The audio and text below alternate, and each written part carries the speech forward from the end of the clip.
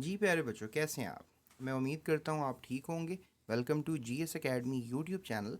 आज की वीडियो में फैटी एसिड्स के बारे में हम पढ़ेंगे कि फैटी एसिड्स जो हैं वो क्या होते हैं, और फैटी एसिड्स से रिलेटेड कुछ क्वेश्चंस भी हम करेंगे कि फैटी एसिड्स से रिलेटेड जो हैं वो क्वेश्चंस कौन कौन से इम्पॉर्टेंट हैं। ठीक है।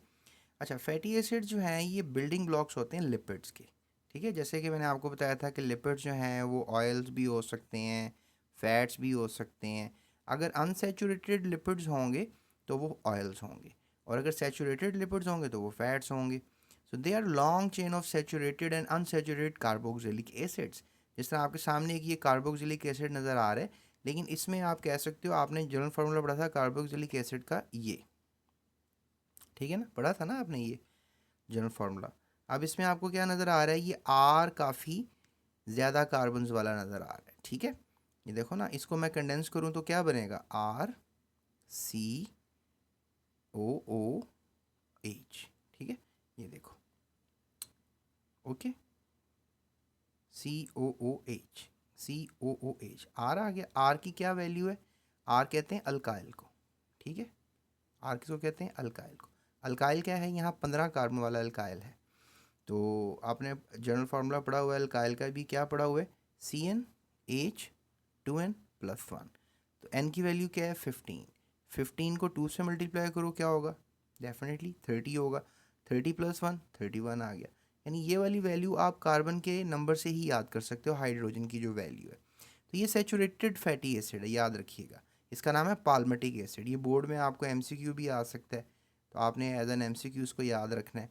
इसके अलावा अगर 17 वैल्यू है कार्बन की, तो यहाँ पर आप कहोगे भाई 17 17 2 ज़ार 34 और +1 35। तो ये हमारे पास आर की वैल्यू होगी। इसका नाम स्टूरिक एसिड है।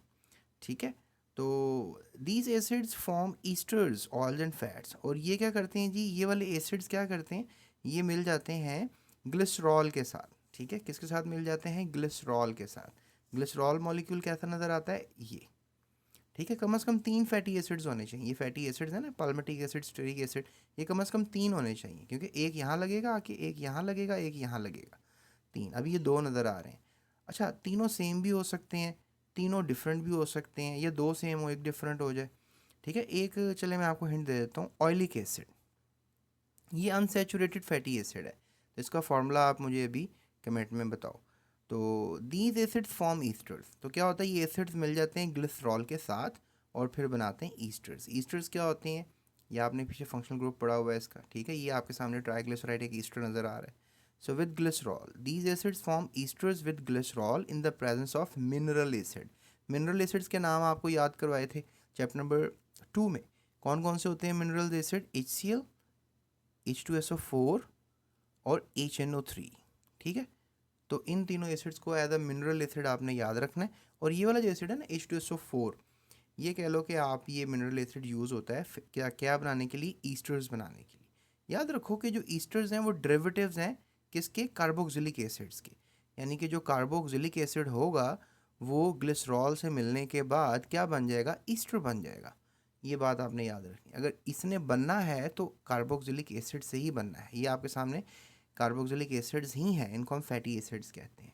ठीक है, तो आपको बोर्ड में क्वेश्चन आ सकता है जिनके फॉर्मूले लिख दें, या एमसीक्यू आ सकता है, या ये शॉर्ट क्वेश्चन भी बोर्ड में आता है वो दफ़ा कि भाई बताएं व्हाट आर फैटी एसिड्स। तो आपने ये सारी स्टेटमेंट यहाँ से लेकर यहाँ तक लिखनी होगी। ठीक है, चलें अब हम आगे चलते हैं, sources and uses of lipids को समझने की कोशिश करते हैं। लेकिन सब्सक्राइब